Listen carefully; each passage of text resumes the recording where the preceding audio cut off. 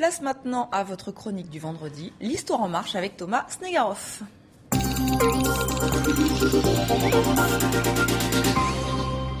Et Thomas, vous avez donc décidé de revenir sur les relations israélo-américaines. Les États-Unis, dont le soutien se veut sans faille, on le rappelle, ils sont contre l'entrée de la Palestine à l'ONU.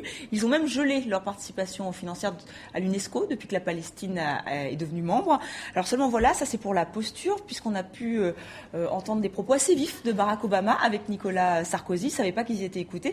Et en fait, ils ont été très critiques envers Benjamin Netanyahou, le Premier ministre israélien. Donc ça rappelle que les relations entre les deux pays n'ont pas toujours été celles qu'elles sont aujourd'hui.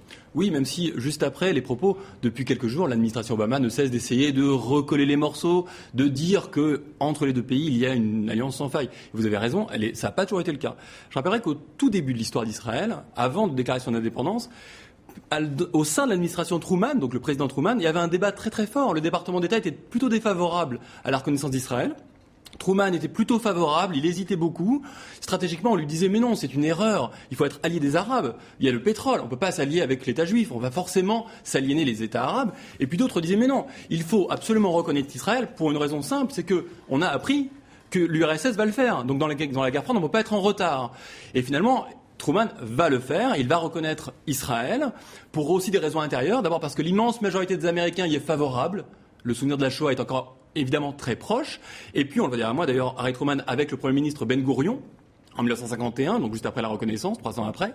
Et puis aussi parce que, d'un point de vue religieux, chez les fondamentalistes protestants, il y a l'idée que la reconstruction de l'État hébreu est la condition de retour de Jésus sur terre.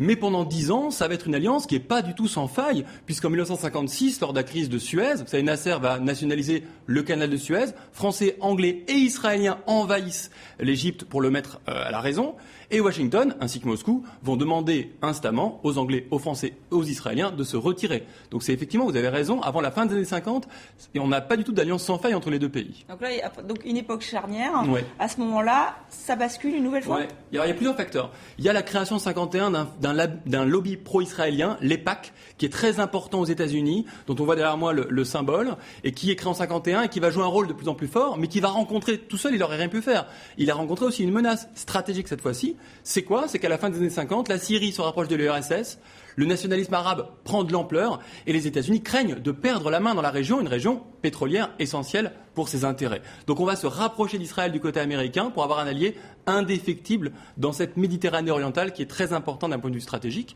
On va tout faire pour garantir la sécurité d'Israël. Par exemple, fissurer l'unité arabe, ça a été les accords de Camp David entre Égypte et Israël, dont on voit quelques images derrière moi avec Jimmy Carter, Anwar el-Sadat et Menahem Begin, le Premier ministre israélien. Et puis à la fin des années 70, juste après ça, Israël va être à nouveau l'objet de toutes les attentions américaines puisque l'Amérique va perdre 2 alliés dans la région, l'Iran avec sa révolution et l'Afghanistan envahi par l'armée rouge. Puis dans les années 80, le lien va se maintenir très fort, dans les années 90 aussi, et puis renouvelé avec George Bush et une application beaucoup plus religieuse de la relation.